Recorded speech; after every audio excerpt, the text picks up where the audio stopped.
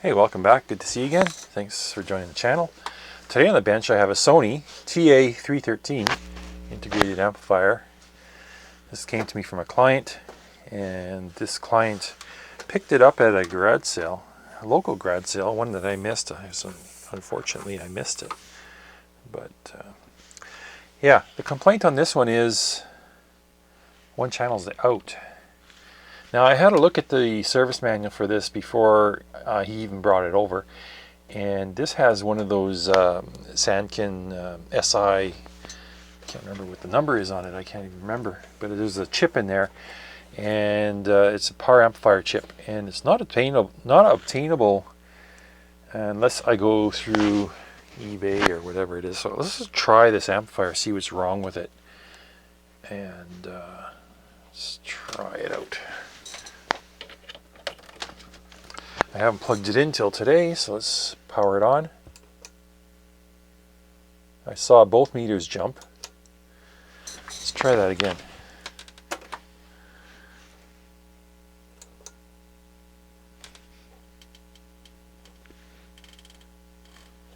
I got scratchiness in the left channel.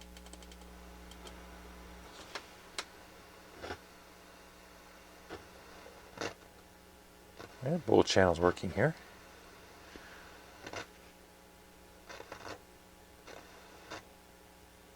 Just dirty pots.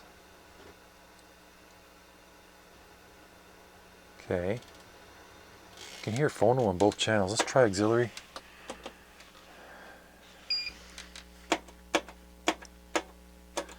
Got burned out light bulbs.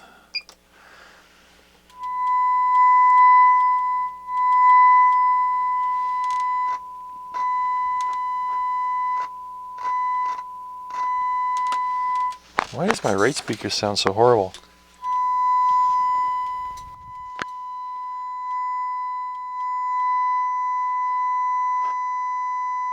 Right, left.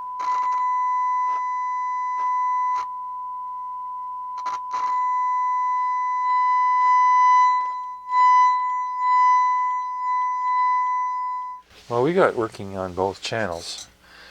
Doesn't sound good though. Let's connect the scope and see what's going on with that amplifier. Actually, first let's take the cover off, have a look inside. Okay, here we go. This power transformer here mounted on the side plate. Kind of unusual design for a power transformer. It's all magnetically enclosed. And switching here for the speakers, power. A couple pots down there. Look at this contraption. Oh my goodness. Somebody got creative in replacing this bulb holder. Hey, whatever works. Very filthy inside. Really not much to the circuitry in this thing. There's a couple of black circuit breakers here. I guess those are on the speaker outputs. Pair of 6800 microfarad at 35 volt caps. The switching and the lamps for the switching. I got a couple burned out lamps there. And yeah, let's see if we can tip this up. The meters and all the potentiometers below it. Not much going on here. It's not a big powerhouse, that's for sure. Let's have a look at underneath the bottom. Not much going on underneath. Just a continuation of the filth. You can see with all the convection currents coming here, this is all dust. Yeah, it's spider webs and dust. I'm going to blow this out, and then I want to hook it up, and we'll want to scope the outputs to see what's going on with that right channel. It's got an awful distortion on it. I'm probably thinking it just... If that chip is bad, and we have a serious problem with it, I don't know, I might have to call the owner and discuss with him the options. Be expensive getting this fixed if it needed a chip, because I think I was looking there around $80, $100 shipped to my door. Let's see what we can do for it though. Let me clean it out first. Alright, so we're wired in. I got a 8 ohm load. I got it hooked up to the scope. You should be able to see the scope there. Let's turn it on and see what's going on with this thing. Well, I gotta plug it in first.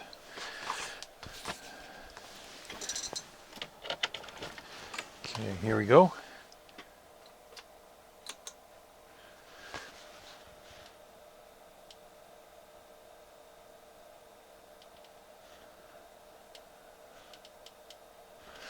I have these set the same. I always make the mistake. Let's go 1 times first and have a look at the signal here is not working. You know how terrible that right channel is. Right channel is not coming through. Left channel seems okay.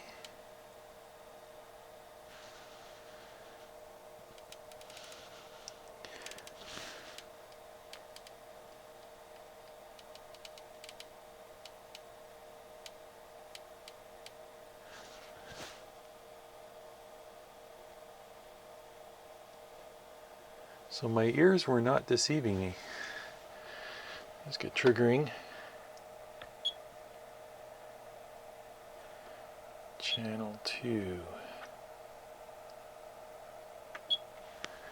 Okay.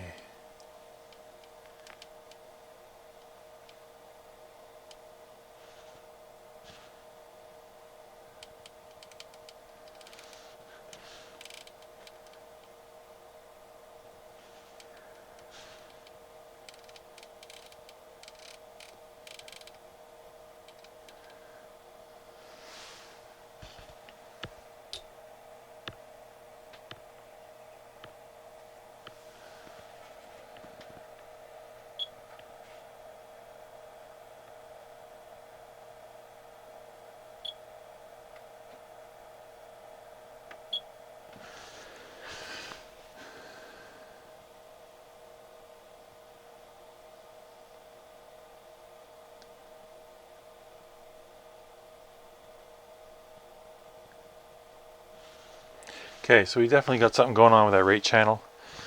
I don't know if that chip is bad. It looks like it has open transistor in the output. That's what it looks like to me. But I could be wrong. One thing I want to do is test both channels for any DC offset. That might be another clue as to what's going on here. Yeah, it doesn't look good at all.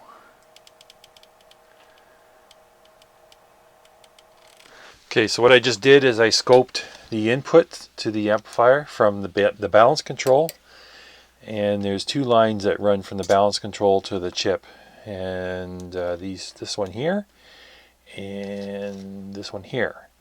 Now I scoped both these lines and they both look clean. I scoped both of these lines and they both look clean. So we got clean signals going in and we got garbage coming out. So it's not looking good for that chip. I'm hoping I can find a bad cap in here that's maybe causing the problem, but I don't think that's going to be what it is. I think that chip is done for. Okay, and going through and checking a lot of these caps, they have high ESR, and they have, well, these caps are done for. So let me pull another one out, for example. This one here. I'll pull this one out. And we'll give her a shot.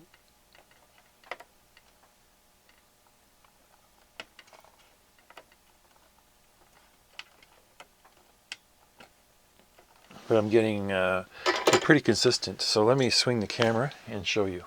Okay, this one's a 220 at 35 volts. It should have a ESR of 170 milliohms, and we got 300 and some. It's just double the ESR. The capacitance is down to 196, which isn't too terrible. It's a 220, but I'd like to see it better than that. Here is a 47 at 35 volts. Connect this one up. And this one should have an ESR of around 600 milliohms, and that's over 1 ohm here, and creeping up in value. Tells me this cap is dead or is dying. So I think just for these few caps that are in the power amplifier, there's a few blue ones here. These are the ones I'm testing. I think I'll change some of these. I don't think it's going to fix the problem, but I just want to see if there's any change in the right channel. I still suspect that chip is bad. Okay, bad news. So after replacing caps, it did not improve any. I didn't expect it would. I highly suspicious that chip is buggered on the one channel, and there's really nothing you can do other than replace it. And I looked online. They have used chips for sale, and they're running for about $70 a piece, and I think that's too high of a risk. Take that into consideration. What I'm thinking of doing is I would like to use a LM3886 audio amplifier chip and a little board and mount it on the heatsink, and use 2 of those, one for each channel, and that would provide 25-30 watts a channel of nice clean power. But I'm having a problem sourcing the LM3886 chips. There's pretty much none in stock anywhere in the world. I've looked all over. I could move to something different, like a TDA-7265. Those chips are cheap and plentiful, and they come in, I think that's a 30 plus 30 watt chip, and I think probably end up going that direction. To do the conversion, it probably cost about 20 bucks. You know, by the time you get the chip, the board, any other parts, and you know, wire it in, I think it would probably be the best option for this thing right now. Yeah, I'll talk to the owner and discuss his options and see which way he wants to go with this.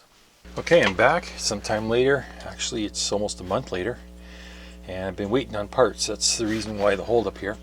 So I did talk to the owner, and we discussed options, and he kind of agreed with me, like, I need to spend $100 to fix an amp that's maybe worth not even $100. But we're gonna get this going. So the route I decided to take was I had bought some TDA 7265Bs. These are 30 plus 30 watts, and a little board here. You can get these on anywhere. You can get these on Amazon or AliExpress, any place. And that's going to be our amplifier solution right there on that little card.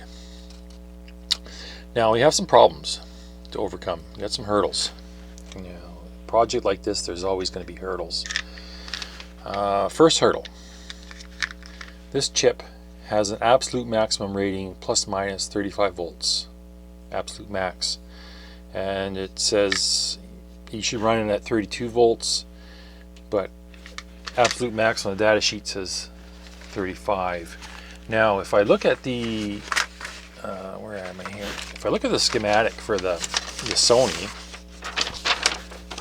this is deceiving, because this deceived me here, because on the schematic it says plus minus 33 volts, right, from the power supply. And I thought, oh great, well, it's well within the limits of the absolute maximum ratings. It's close, but it's not there yet, and we'll go with that. But then I got to thinking, maybe I should check this first. So what I did is plugged it in, and I'll show you what it does here. The voltmeter. You can see this. Turn it on. And let's see here, let's check this capacitor. We got 35.3. It's actually gone down. Before it was 35.8. This one here is negative 35.8. Okay, so between the two we have 71 volts, which we should only have 70. So that's beyond our absolute maximum rating. So got thinking, what can I do to fix that? How can I do that? I could put a I could put a silicone diode in series with between the bridge rectifier and the capacitor, and drop it down that 0.6 of a volt, and that would put me probably right at 35 volts, which is the absolute maximum. And I'm not comfortable with that if you have a power surge or dirty power, or something goes on in your household where let's say a fridge kicks on or something and you get a surge of power. This could pop that amplifier chip. So I'm thinking that's not good enough.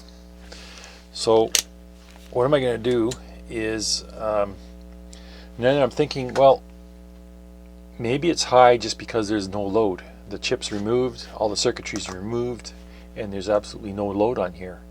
Yeah, so what am I going to think? So I got looking at the data sheet again. The quiescent current of this TDA-7265 is approximately 50 milliamps. So I did the math, 50 milliamps. That equates to a load of about 1400 ohms or whatever across 70 volts. So what I'm going to do is I'm going to tack this resistor in here. Let's see, we need to discharge this first because it's probably fully charged. Shut off.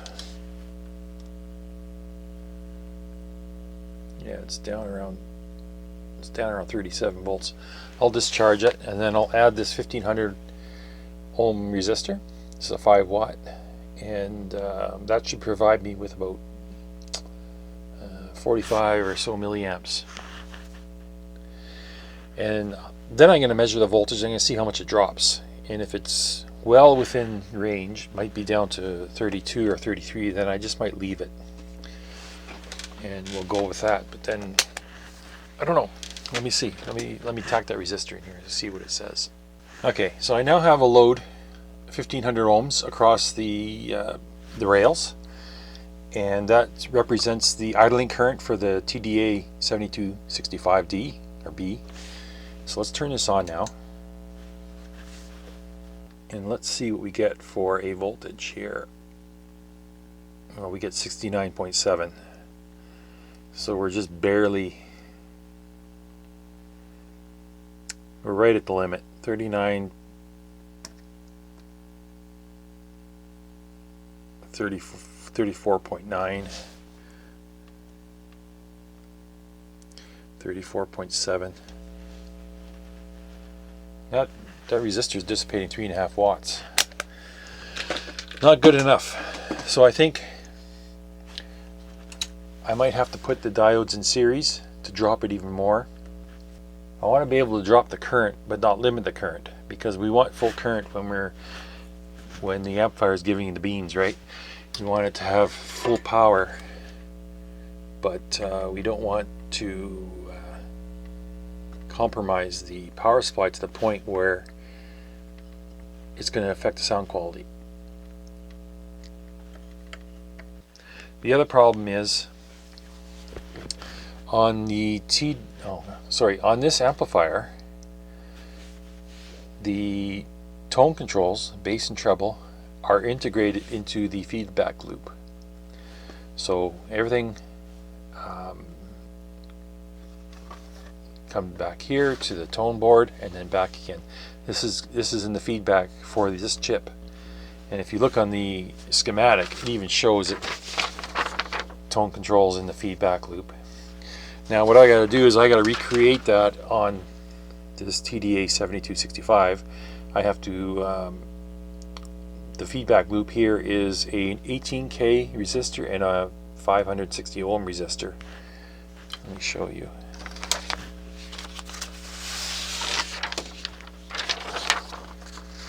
So here's your feedback right here. You got an 18K, and then it's got a 560 ohm to ground, to shunt that to ground, and then that sets up your gain and your feedback. Now I got to figure out how to incorporate these tone controls into this feedback loop so that they operate. That's another hurdle I have, but I think that's not going to be a problem. First thing I need to do is get this amplifier installed and get it running and get it protected so that it won't be damaged by overvoltage. Alright, so I went and bit the bullet and did it. I cut a trace here between this point and this point. I just cut the trace and I tacked it's an on-semi surface mount diode, 3 amp diode. And then the same thing here, I just removed this jumper and just placed the diode in its place. So we have, in essence, 2 diodes in series with the positive and negative rails, or 1 diode in series. Now I'm going to tack on that 1.5K resistor again. Let me get that resistor. We'll tack it on the output again, and we'll do another test and measure the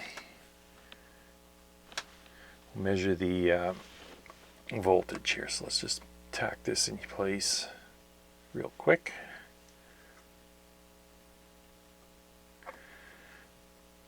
Bend this down. Tack it here.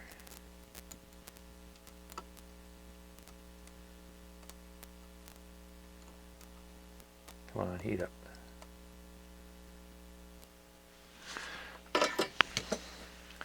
All right.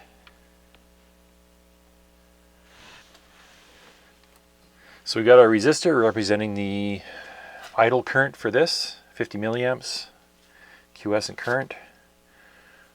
We got our 2 diodes in series with the rails.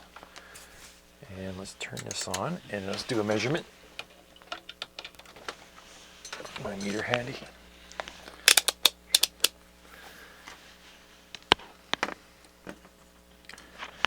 All right, switch it on.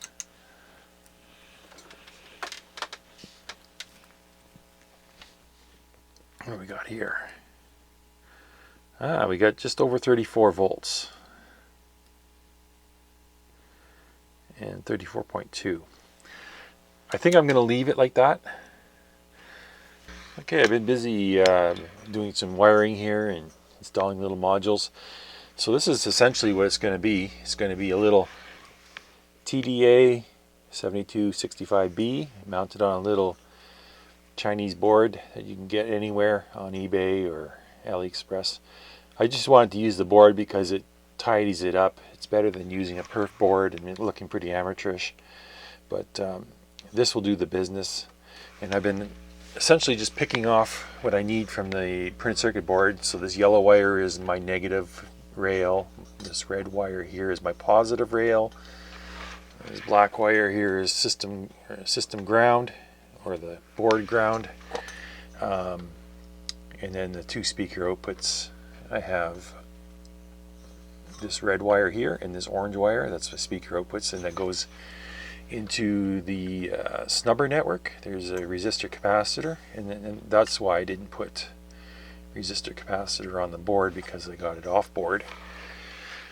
And then once I feed the speaker signals back into the board, it goes through all the regular Sony circuitry. It goes through these 2 circuit breakers and into the switching. The meter circuit's over here on this right hand side. That's all going to remain the same. It's all going to function. The power supply itself, like I said, I made an adjustment to the voltage by adding a couple of silicon diodes to drop the voltage. I pulled these capacitors out and tested them. They're rated at 6800 microfarad at, what is it, 50 volts? I can't remember. 35 volt caps, and they're working right at their limit. And I tested them. They were 6100 or so, so they're still good. They're going to hold out for this little amplifier. Everything else is ready to go. I still need to connect the input.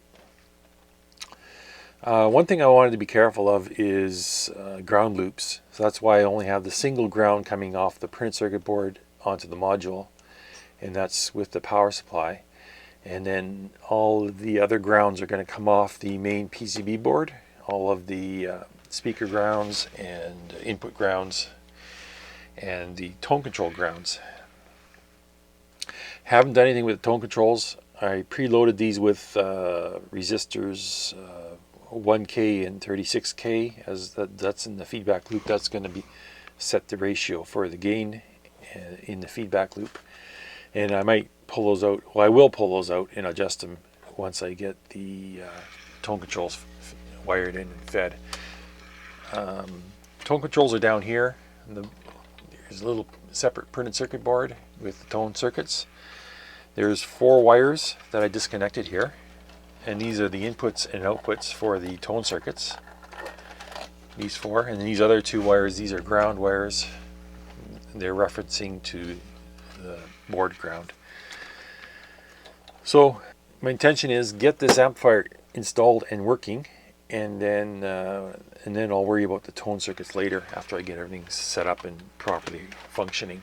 I still need to connect the inputs, and for that I have decided to just pick the signal right off at the balance control. You can't see it very good, it's a very fine print, but here's the balance control, and then here is the feed for the left channel, here's the feed for the right channel. I was just going to pick off at these 2 points my signal. I don't need the capacitor, resistor, BS, because I have a capacitor blocker here on those channels, so I could just pick it right off the balance control, feed it in, and we're done. And all of this will function normally. All your input switching, your function boards, equalizer, preamp board for the phono stage will all stay the same. So all I need to do now is connect up this line here. This is shielded. This goes to the balance pot. I need to go flip this over and connect it. Now, some of you are probably groaning, why am I putting one of these little chips in a vintage Sony amplifier like this? Probably sacrilege for some of you, but to me this is an improvement actually. These Sandkin chips to me are garbage, even out of the factory, brand new. I had another Sony amplifier with these Sandkin chips in them, and it sounded terrible, and I scrapped that amplifier just because it sounded so bad. You can't do anything with it. It's just terrible sounding. These are just engineered to produce music, and they don't really sound great at all. So I think this will be a improvement in sound quality, and this will be an improvement in power output, and hopefully lower distortion too. So this amplifier should sound good when it's all finished. All right, so let me connect up the inputs, and then we can do some testing. Okay, now that I got the amplifier wired in, it's time to do basic test. I just want to make sure everything's working as it should. So let's get this set up. We've got auxiliary tuner, reverb off, mixer off, loudness off, muting off. Balance is set to the center. Bass and treble aren't even connected yet, so we don't worry about it. Speaker is 1. Okay, that speaker's connected. Let's turn this on. It's working.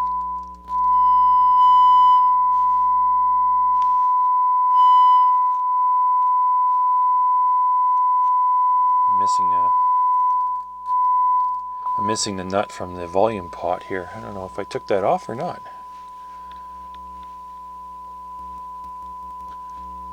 I don't remember. Seems to be working. Okay, everything's good.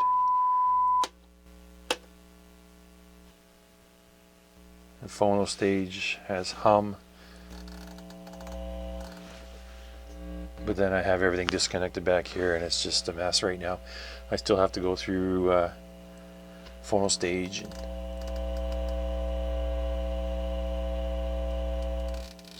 Okay, that's tape. It's nice and quiet.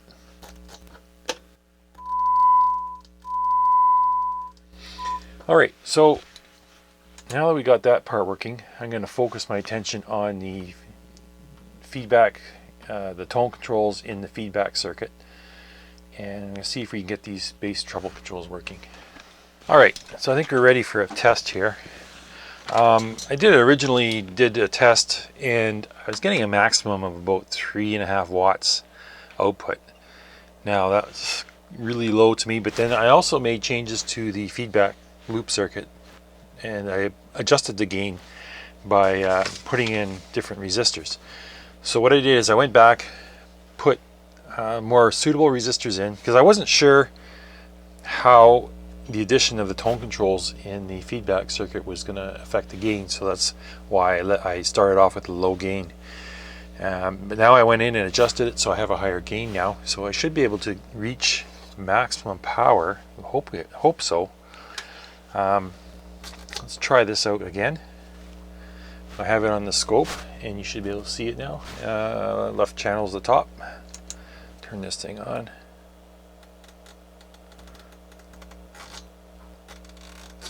And you need to select auxiliary. And here comes our output. Yeah, I was getting like 3.5 watts. Let's see what we get now. We're still not reaching clipping. And let's see here, I gotta adjust my meter for AC. The meter's reading about 11 watts here, and I'm getting 9.2 volts RMS output. So the gain's gone up, but I don't think it's still there yet. Let me do a calculation here. Yeah, I'm getting about 10.5 watts, and that corresponds with what I'm seeing here on these meters. I'm just over 10 watts. So I need to go in and adjust that gain some more, because we're not there yet. But it is giving a nice signal. Let's have a look at it. Let's turn this down, and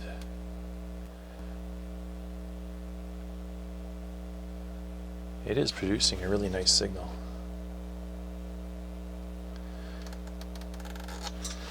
Okay, looks like I might need to make another adjustment here. Let's try a square wave.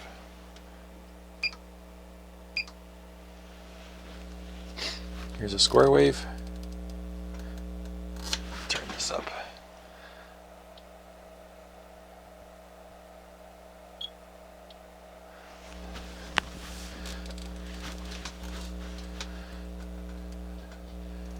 Okay, so there's bass cut, bass boost.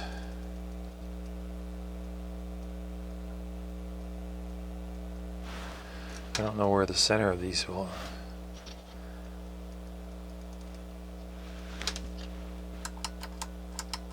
Loudness control, treble cut, treble boost. Looks like we're getting the correct function on each. So we're lacking in right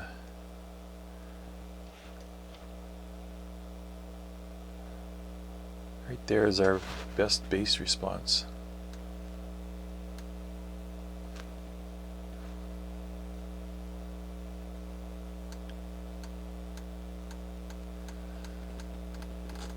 It's fairly good square wave for that little chip.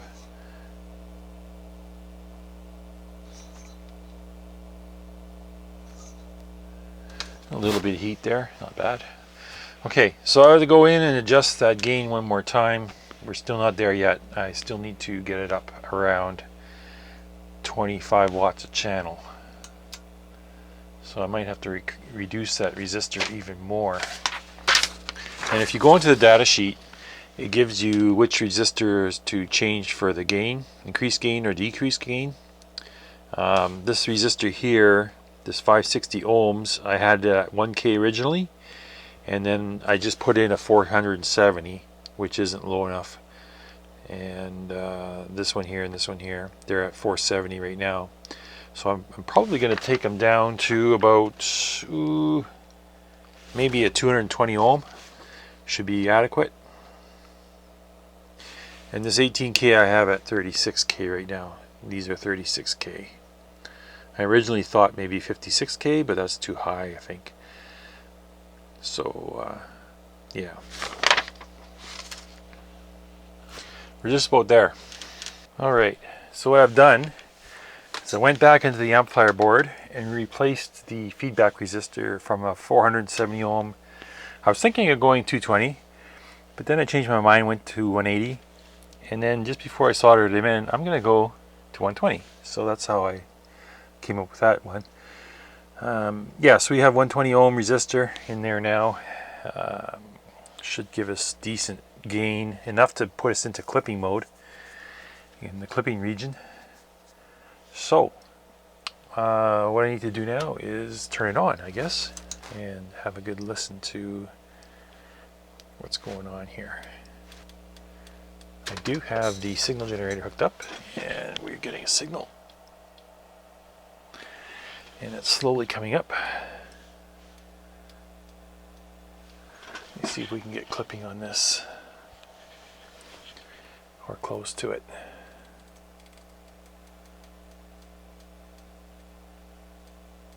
There's our clipping, and one click off, we got 14.2 volts RMS.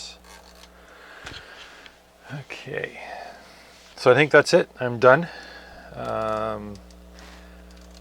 Let's have a look at the gain or the tone controls now. Got a square wave going in. Let's have a look at it. Okay. Still not happy with this bass response. Bass boost, bass cut.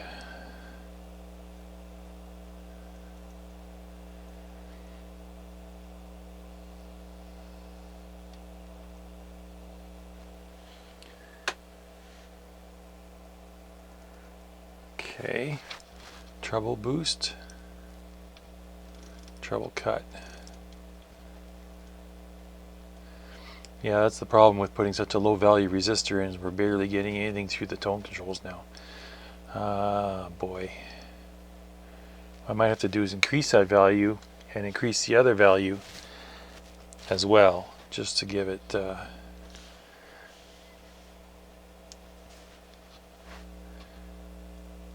let's do that to get these tone controls working properly.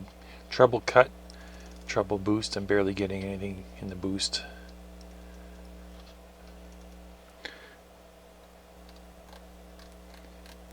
Well, at least we're getting clipping now. These chips are supposed to be fully protected. I wonder, let me see here. Thermal overload protection, short circuit protection.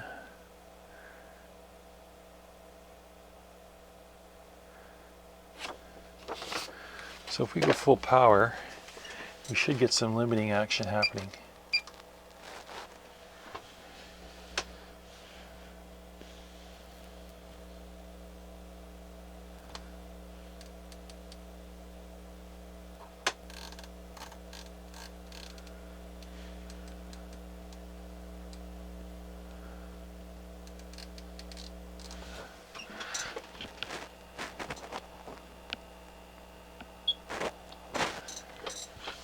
Give it full power for a while and see what it does.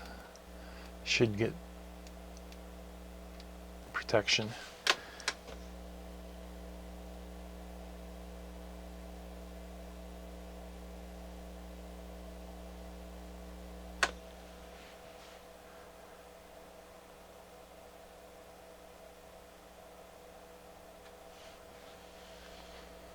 My meters are reading over 20 watts a channel.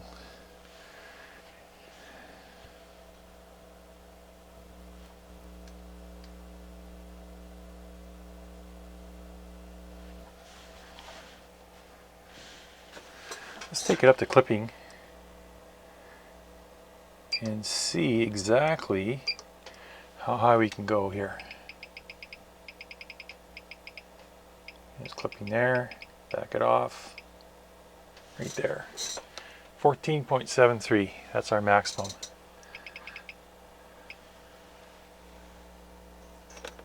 This little thing's getting warm.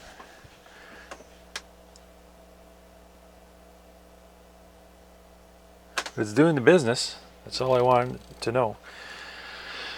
Okay, I'll have to go in and fiddle with those resistor values some more, and then I'll come back and we'll test the tone controls again.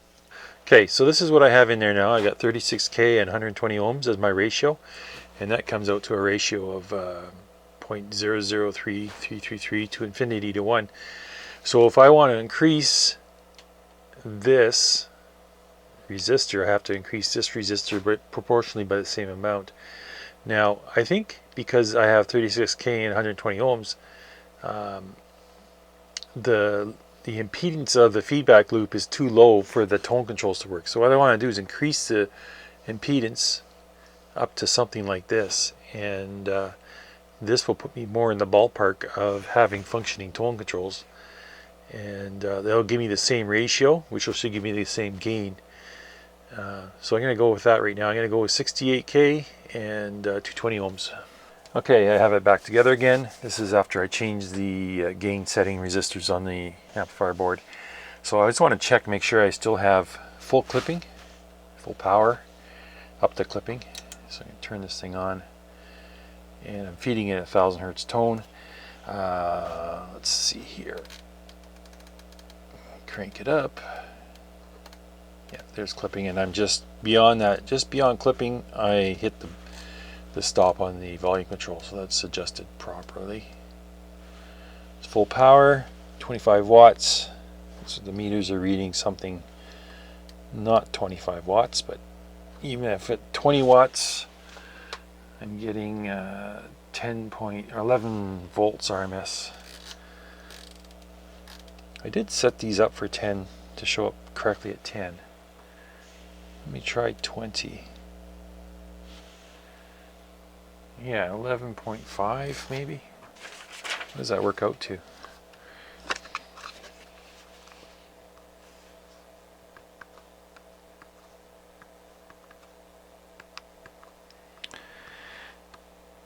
$16 watts, 16 and a half.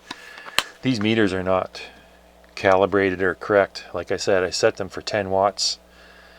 If I turn this up to 10 watts, I'm getting 10 watts on my RMS voltmeter. Okay, so let's have a quick look at the square wave and see how the tone controls are doing. Okay, so here's treble cut. It does quite a bit of treble cut, and treble boost not so much. 1, 2, 3, 4.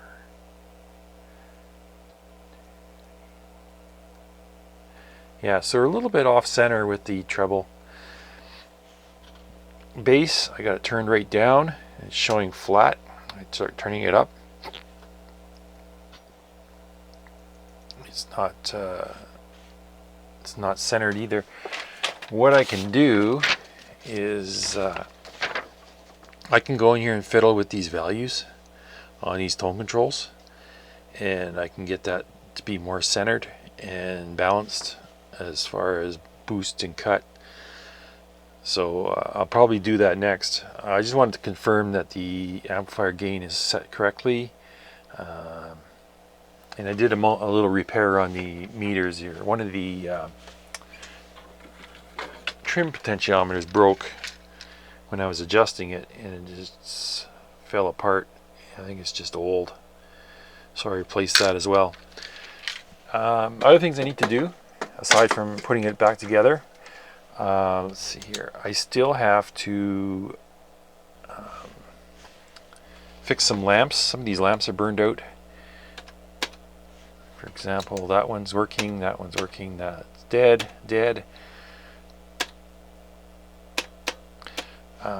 I still need to, that lamp's working.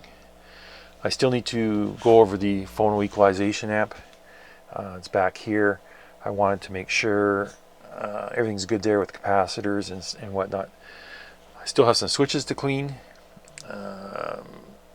Still haven't finished cleaning all the potentiometers. Still have to check out the microphone input and the reverb. I want to check those out and see if they're working. If not, I'll service that.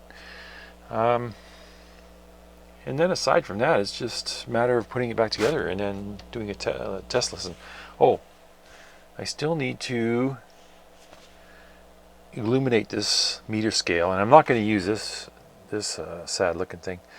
I am going to use a couple of LEDs, I think downward facing. Let me see here. I'll show you what it might look like when I'm turn this off. Turn this off too, because I think we're over flooded with light here. So here's a look at what the LED is set for. Probably, I don't know how much current this is.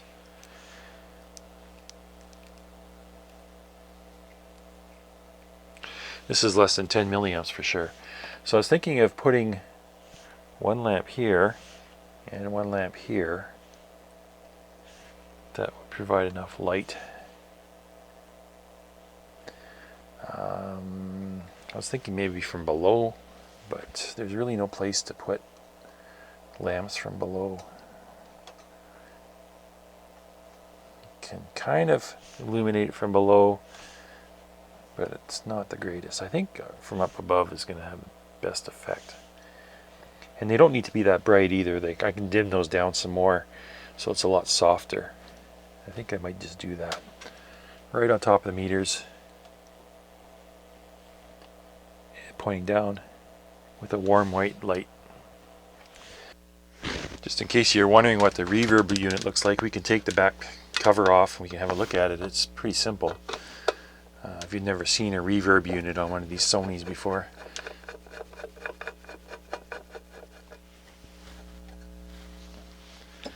And so there it is in its glory. Zoom in. So you can see it's just electromagnet on one end, an electromagnet on the other, and they're both connected together with a spring. It looks like they have a little, is that magnetic? It must be. Or a little ferrite or something, bead that's attached to the spring, and it's positioned right between the two pole pieces on the coil. And the same thing on this end. There's a little ferrite bead attached on the spring. So the idea is you have an amplifier drive one of these coils like a loudspeaker, and it creates a vibration. And the vibration travels through the spring. It takes time to travel through the spring, and it hits this side and it bounces back. The reflections, the sound reflections, they travel back and forth and they reflect and they give it that reverb sound. And the delay, and then it's picked up by this one. I'm not sure if this is the sender or the receiver, or it doesn't really matter which. They're both identical, looks to me.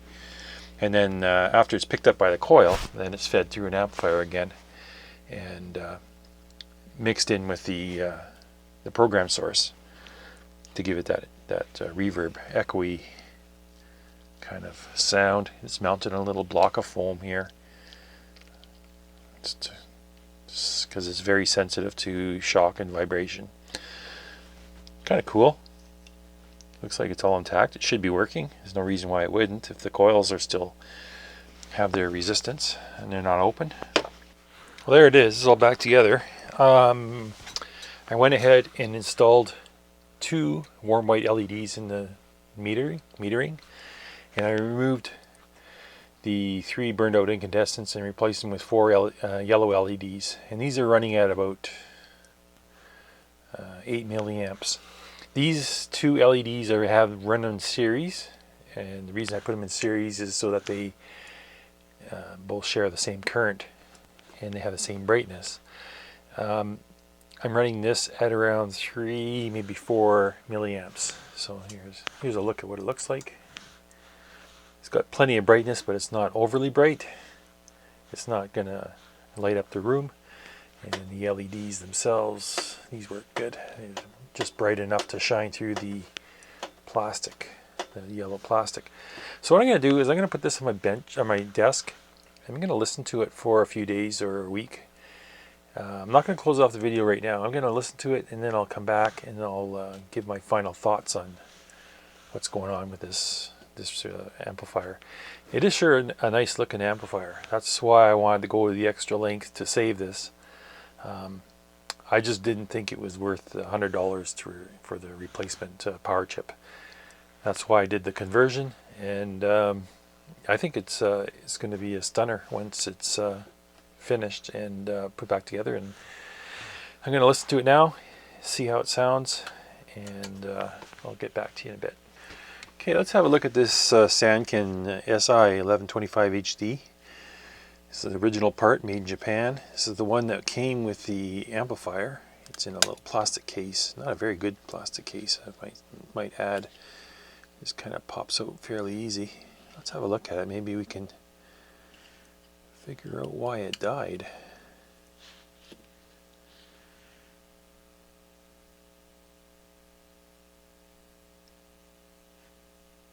Look at that. Okay.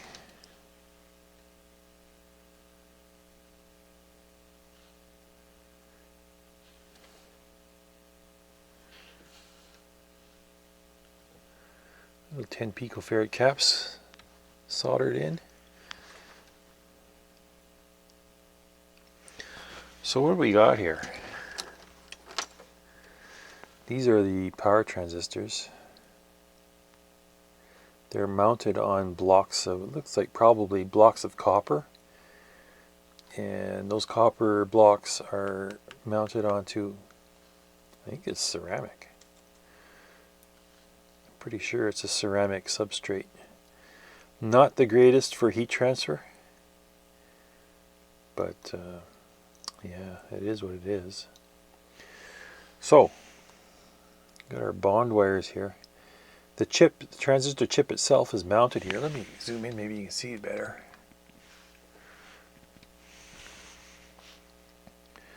So we have transistors here, a couple here, and they globbed over this. It's like a silicon. I don't know what it is. It's a silicon sealer or something to lock it in there, moisture out. But yeah, these little copper blocks here. If we can scrape some of this away.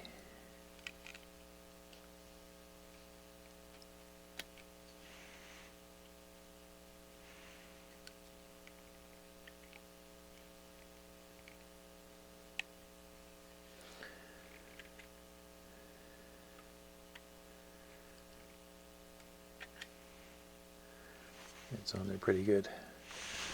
Not much to see to these things.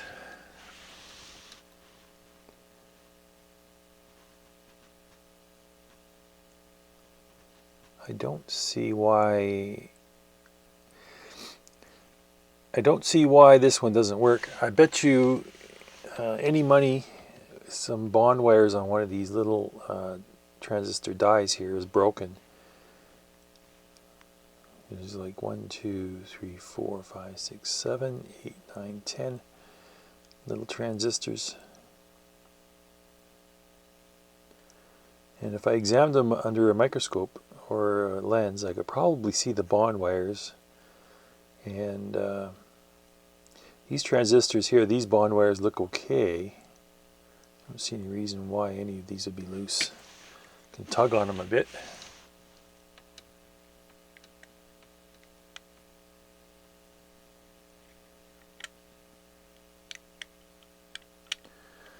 They all seem intact.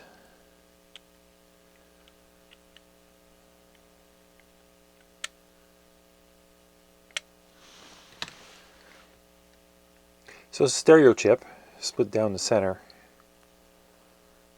This line here is probably a, I don't know what line that is, pin 1, 2, 3, 4, 5, 6, pin 9 I think it is. Pin 9 is the positive power supply. Okay, so that runs positive power up here. And yeah, it's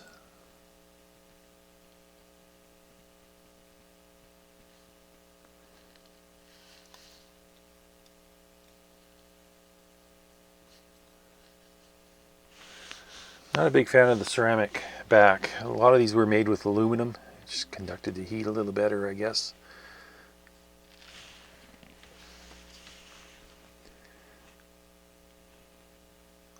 There's not much we can do with this. I want to have a look here if I can see anything on these.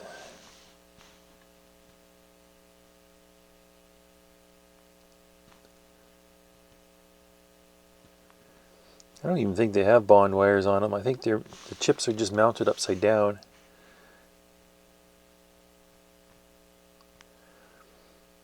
Directly onto the substrate. There's no bond wires on these.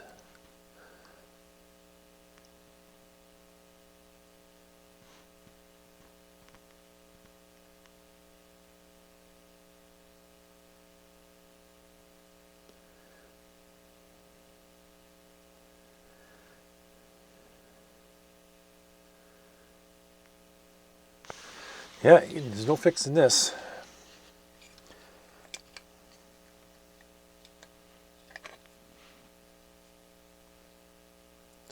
It's not constructed very well either, considering this piece, flip my train. This piece goes in here.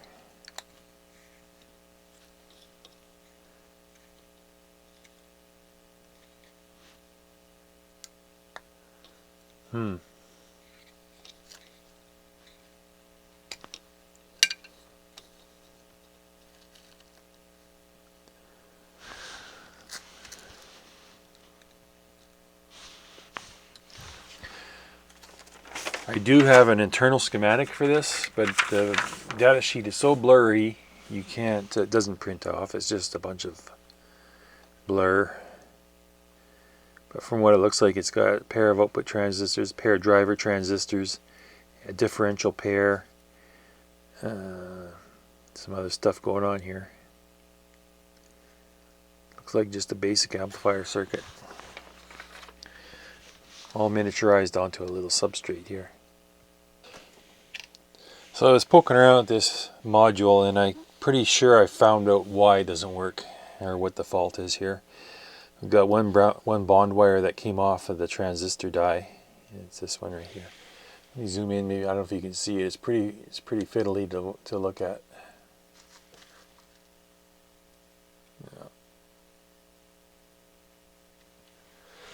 Okay, so right here is the bond wire.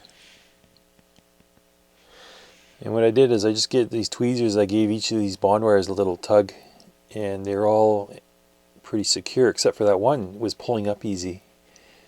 And so I cut away some of the silicon sealer, and yeah, this was completely detached from the I don't know if you can see it there. Let me try cleaning this off better. I don't know if you can, it's a problem when they put that goop on it, it covers everything up.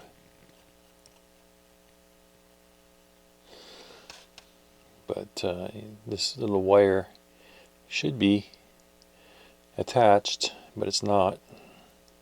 And that kind of coincides with the waveform I was seeing on the scope. It seemed like half the signal wasn't there because that one transistor wasn't working on that one side. That's it in a nutshell. I don't think there's any fixing this because there's no way to reattach this bond wire back to the silicon die. I think they use some kind of special welding machine, I'm not sure. But they must be able to weld it with precision because, you know, any screw up and that's the end of her. Alright, so it's probably a good 4 or 5 days later. I had a good listen to this amplifier, and my first impressions is I'm pretty impressed. First of all, it's a stunning looking unit. I love the looks of this thing. Yeah, especially when you turn it on, it's all lit up. It's a really good looking amplifier. It's got a nice feel to it too. You got the nice clicky volume knob. Now, problems. We got a number of problems still. The first problem, and probably the worst problem right now, is the power transformer. It makes a horrendous noise when you switch it on and it's idling. So let me turn it on here. Maybe you can hear it. It's pretty quiet. Actually, it's pretty quiet when you first turn it on, but when you let it sit for a while, it gets quite loud.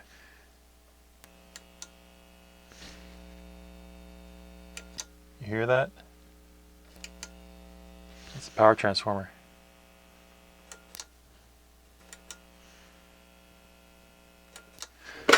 Now I don't know what they're doing here with this funky power transformer. You can see it's all shielded and encapsulated. It makes a hell of a noise.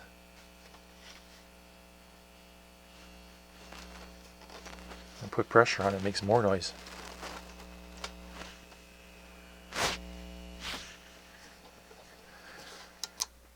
I don't know what to do about this other than open it up, and if there is bolts through the lamination, I'll try tightening them up. But yeah, this is an unusual power transformer. I don't know why they enclosed it like this. They have it in this case, and all that does is it constricts the airflow around it and causes it to heat up more inside. It's not a super high value machine where you have to contain that magnetic field to prevent hum. This is just a regular power amplifier that was run from a chip, and nothing special about it, but it sure makes an awful noise. Okay, second problem. We still have an issue with this bass. Right around -10, -8, -10 is where it's flat, and then when you go up from here, it starts getting more and more bass, and it doesn't have a bad bass. Like some receivers and amplifiers, you listen to them, they get really boomy and they're really difficult to listen to. I don't like those. This one has it's not really boomy, but it kind of has a thumping bass. But you can definitely tell it's not a very good bass machine. It sounds all right. Let's put it that way. It's for what it is. So one thing I can do, I can go in and pull the bottom off and pull this little tone board out, and I can then adjust the values of some of the capacitors on the bass circuit. And I think I can turn down the bass boost quite a bit by doing that. So that's one thing I'm going to do. Next thing I'm going to do is I forgot to fix up some of these wonky knobs. Look at how bent they are. And well, that one's not bad. Some of these are really... The reverb one is bent. Now, next problem. The reverb unit, I don't think it's working. I read in the manual that the reverb should work on the microphone input and the tuner input only, not on these other three. So I have been using it on the tuner input for the last few days, and when you turn up the reverb, you don't notice any difference.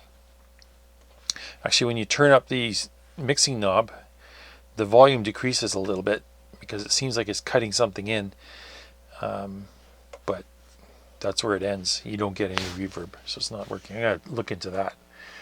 Other than that, it's working perfect. So yeah, I think this conversion was a good thing.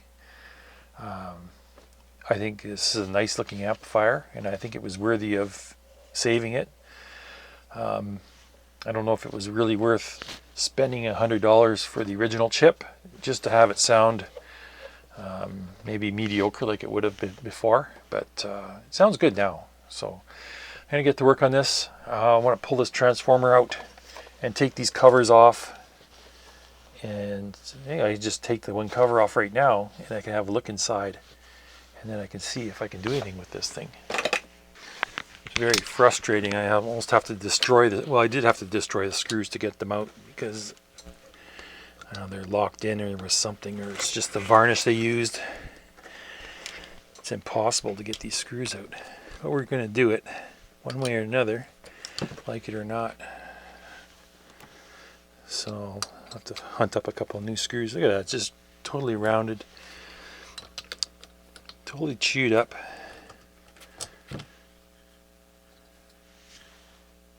And there's really, I don't know what's on the threads, but man, oh man.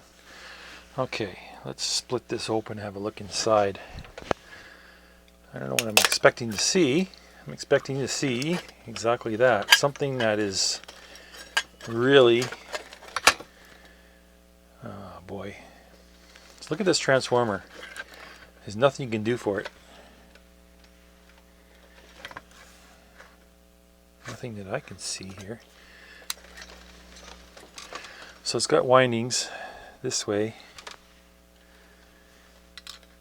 and it has a core running this way, laminated. You can see the plates laminated. So it starts about here, runs to about here, and then there's a core that goes through the coils, and then they wrap this ridiculous band of iron or steel or whatever all the way around it. And the whole thing buzzes and rattles and moans and groans and makes all kinds of noise. This is not a good transformer. And there's really nothing you can do for it. It's been dipped in varnish and everything, but yeah, that's...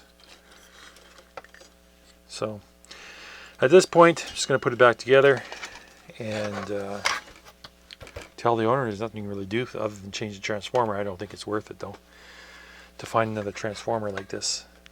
It does have 2 secondary windings. Let's see here. We got this is the primary. Secondary, yeah, 2 secondary windings. The center tap is the main. So I'll put this back together. I thought maybe if there was 4 bolts I could snug them down and get this thing to shut up, but it just I don't know. Let me plug it in. I'll show you how loud it is. Where's my cord? Let's see. Okay. Here we go. Oh, now it's silent.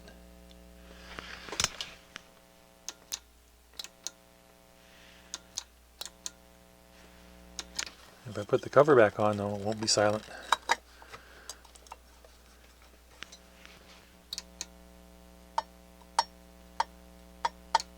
Maybe that's all it needed, just to get beat up a little bit.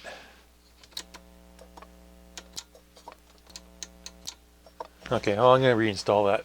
Alright, so I was monkeying around with the tone circuit here, and I was able to make some changes, positive changes. Before we had no action on the treble control, and now it's working normally. I can show you on the scope here in a second.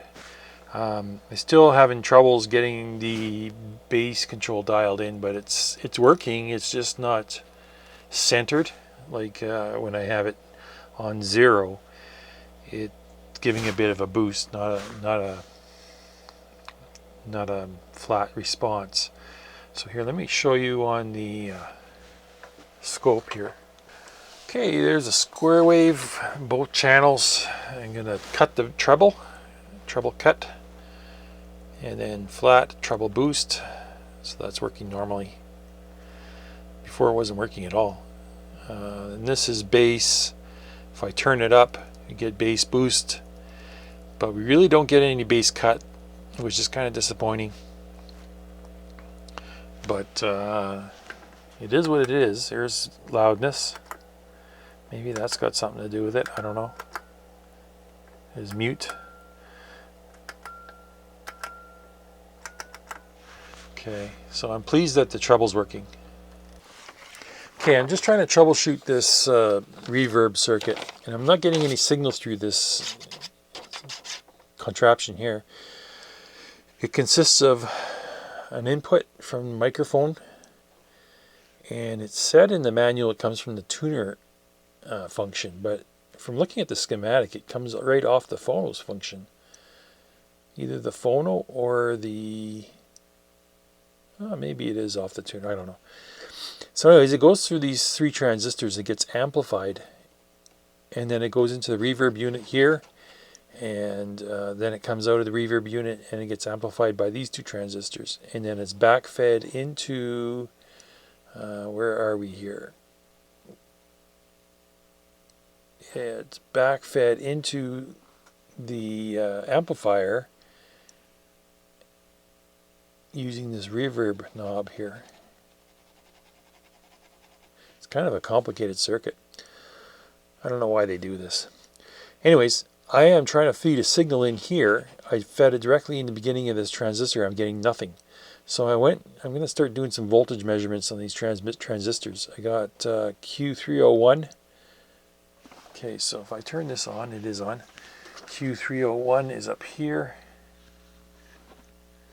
And if I go to the emitter, I should have 0.7 volts. And I got 0.13. No, 0.4 volts, and I got 0.13. If I go to the collector, I should have 7.6 volts. And I only got 1.4. If I go to the next transistor, if I go to the emitter, it should be 7 volts. 302 emitter. 0.7 volts. Yeah, that's correct. It says 7 on the schematic, but the decimal point is missing. The collector should be 12.5 volts. Collector.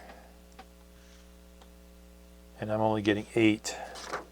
So there's definitely something wrong with this circuit. If I go to the other side of the collector resistor, I should have full rail voltage 25 volts. If I go up here, yeah, 26 actually. So that's working. The third transistor should have, Q103 should have 26 volts in the collector. That's correct. And 6.8 volts on the emitter. 7.3, a little high. And that should be it. So those first two transistors are not behaving properly. And I happen to think some of these resistors have either gone open or they changed in value. So I'm going to open this up and have a look inside. Problem is, I have to remove this switchboard here. So I'll do that, take that out, and then I can access those resistors. Alright, kind of frustrated here. I just spent many hours poring over this circuit, trying to figure out why it wouldn't work. Tested components, couldn't find anything wrong. Did a lot of testing of everything I could think of. And then it came right down to it. These voltages, what threw me off was these voltages were not matching what was on the schematic. And that's what I was chasing down the rabbit hole. I was chasing some voltages that didn't match. And it didn't make sense to me. And then finally I figured, well, screw this. I started feeding in signals. I tapped off on the output of this amplifier where the coil, the reverb coil, connects to the output of the amplifier. I connected my scope there, and I started feeding signals in, and to my surprise, the amplifier was working and the signals were making it through, but I couldn't figure out what was going on. So I had a good hard look at this schematic, and this phono jack on the input has a really complicated kind of setup of switches. It doesn't really explain it very well. Shows it as a stereo input, but I don't know. So anyways, I decided maybe there's something with this phono input jack, so I broke the ground connection. Now the amplifier is working. So yeah, it's all working. It always was, I guess. I just wasn't using it properly. When you pull out the phono plug, it grounds the inputs, so the deactivates the circuit, so it doesn't work. So there it is. Okay, putting it back together. Gonna get it back to the owner now. I'm pretty happy. The transformer's not making a lot of noise anymore. It's after I took it apart, it's quieted down. But I have a feeling that's going to come back after time.